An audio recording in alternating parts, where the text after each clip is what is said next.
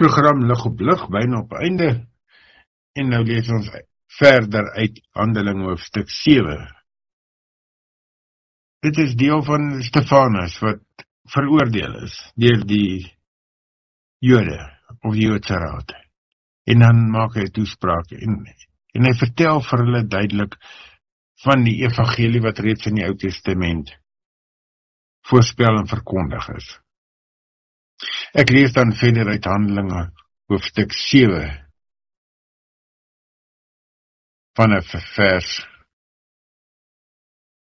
18. Nee, verskoning, 17. Teen die tyd dat God die belofte wat hy aan Abraham gegee het, sou uitvoer, het die volk in Egipte reeds tot 'n groot getal aangegroei. 'n Nuwe koning, wat nie vir Josef geken het nie, het egter in Egipte aan die bewind gekom. En hy het 'n slim plan teen ons mense beraam en ons voorouers wreed behandel. Hy het hulle verplig om hulle babatjies buite aan hulle lot oor te laat, sodat hulle nie aan lewe sou bly nie. In die tyd is Moses gebore en hy was baie mooi.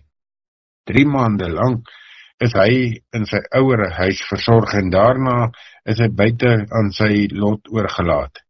Daar het die farao se dogter hom gekry en sy het hom as haar eie seun grootgemaak. Moses het opgegroei in al die wysheid van die Egiptenaars en hy het uitgeblink in woord en daad. Op die 40-jarige leeftyd het die verlange by hom opgekom om te gaan kyk hoe dit met sy mense die volk Israel gaan. Toe hy sien dat een van hulle deur 'n Egiptenaar mishandel word, het hy die slagoffer gaan help en die misdaad gewreek deur die Egiptenaar dood te slaan. Hy het gemeen sy mense sou begryp dat God hom wou gebruik om hulle te red, maar hulle het dit nie verstaan nie. Toe hy die volgende dag op 2 Israeliete afkom wat beklei, wou hy vrede maak en hy sê: "Mense, julle is tog broers, hoekom beklei julle dan met mekaar?"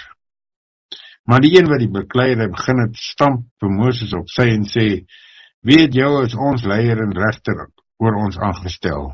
Wil jy my ook doodslaan soos jy gister 'n Egiptenaar doodgeslaan het?" En toe Moses dit hoor, het hy gevlug en 'n bywoner in Midian geword. Daar is van 2 seuns gebore. 40 jaar later het 'n engel eendag in die woestyn by Sinaiberg in vlamme van 'n brandende doringbos aan Moses verskyn. Moses was baie verbaas oor wat hy sien en toe hy nader gaan om te kyk wat dit is, hoor hy die stem van die Here: "Ek is die God van jou voorvaders, die God van Abraham, Isak en Jakob." Moses het gebewe en dit nie gewaag om te gaan kyk nie. En die Here het vir hom gesê: "Trek jou skoene uit, want die plek waarop jy staan is gewyde grond. Die mishandeling van my volk in Egipte het ek gesien en hulle gekerm het ek gehoor. Daarom het ek gekom om hulle te red. Kom nou nader, ek wil jou na Egipte toe stuur." Dit is dieselfde Moses deur wie die Israeliete nie wou aanvaar nie en wie vir hulle gesê het: "Weet jy, jou as leier en regter aangestel." Tog het God juis vir Moses as leier en redder na hulle toe gestuur deur die engel wat in die doringbos aan hom verskyn het. So het dit gekom dat Moses hulle uitgelei het. 40 jaar lank het hy tekens en wonders in Egipte, by die Rooi See en in die woestyn gedoen. Dit is dieselfde Moses wat vir die volk Israel gesê het: "God sal julle uit julle eie geleedere vir julle 'n profeet soos ek laat voorkom." Dit is hy wat toe die volk daar in die woestyn by mekaar was, die skakel was tussen ons voorvaders en die engel wat op sy berg met hom gepraat het. Hy het die lewende woorde ontvang om aan ons mee te deel. Ons voorvaders wou egter nie na hom luister nie. Hulle het hom veronagsaam en na Egipte toe terugverlang. Hulle het vir Aaron gesê: "Maak vir ons gode wat voor ons uit kan trek, want hierdie Moses wat ons nou uit Egipte uitgelei het, ons weet nie wat van hom geword het nie." Die gevolg was dat hulle destyds 'n afgodsbeeld gemaak in die vorm van 'n kalf en daarom aan offers gebring het en fees gevier het tot eer van hulle eie handewerk. Maar God het hom van hulle afgewend en hulle laat begaan om die sterre te aanbid, soos daar geskrywe staan in die boek van die profete. Was dit vir my, Israel, dat julle brandoffers en ander diereoffers gebring het gedurende 40 jaar in die woestyn? Nee, julle het die tent van Molek saamgeneem en die sterre van julle god Refan. Julle het hierdie beelde gemaak om te aanbid. Daarom sal ek julle tot ander kant Babylon wegstuur. Hierdie gedeelte is baie duidelik dat die Here vir Moses gesê het om sy volk te verlos. En as hy dan as redder wil optree om sy volk te wys dat hy aan hulle kant is deur 'n Egiptenaar wat een van sy volksgenote mishandel, dan draai hierdie gebeurtenis teen hom. Want hy is wel die persoon wat later die volk moet kom red, maar nie nou nie. Hy is nog nie gereed nie. En daarom doen hy dinge wat nie die effek het, dat die volk na hom sal luister nie. Nee, hulle draai eintlik teen hom en sê, is jy die een wat gaan jy my ook doodslaan, soos jy gister die Egiptenaar doodgeslaan het. En dan vlug hy, 40 jaar, word sy opleiding verleng, sodat hy kan gereed wees om weer eendag terug te gaan na Egipte toe. En so werk Here ook met jou en my.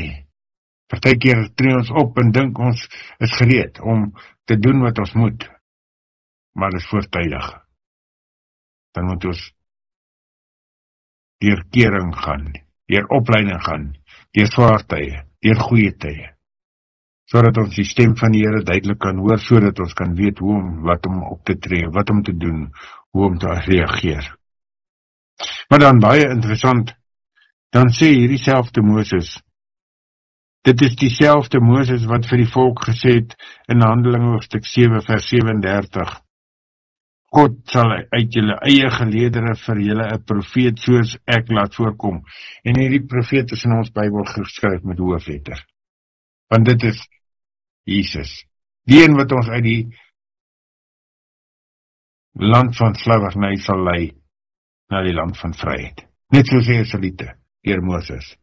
En Moses sê dit reeds eeue van tevore. Van Jesus, die een wat sal kom om die volk uit die slawerny uit te lei, na vryheid toe. Maar vandag, soos met elke dag na die opdrag van die Here, wat ons ontvang het, nadat hy of besig was om na die hemel op te vaar en gesê het, gaan heen, gaan verkondig die evangelie en al die mense oor die hele wêreld, ver en naby. Soos dit jou en my opdrag, vandag en môre elke dag, hierdie hele jaar wat voorlê en elke jaar hierna. Baie keer is dit vir ons, ook net soos Moses, nie baie gemaklik nie. Daarom het ons 'n klomp verskonings, ons kan nie praat nie, ons kan nie duidelik weet, ons ken nie al die geheime nie, ons ken nie al die antwoorde nie. En tog dring die Here daarop aan, soos met Moses, gaan en verlos my volk, gaan en doen wat ek vir jou sê. En so word Moses, ja, eintlik op dieselfde vlak, dieselfde asem genoem, as Christus, die een wat sal kom om die volk te red. Kom ons doen wat ons moet en kan, om die lig van die wêreld te wees, om te gaan en te verkondig, elkeen wie ons ken, waar ons van weet, wat dalk nog nie weet waar en hoe die lig is, wie die waarheid is, waar hy dit kan kry, hoe hy dit moet toepas nie. Kom ons gaan verkondig dit elke dag, elke geleentheid in hierdie nuwe jaar. En daarom mag die genade van die Here Jesus Christus, die liefde van God en die gemeenskap van die Heilige Gees, en elkeen van julle wees en bly tot in ewigheid. Amen.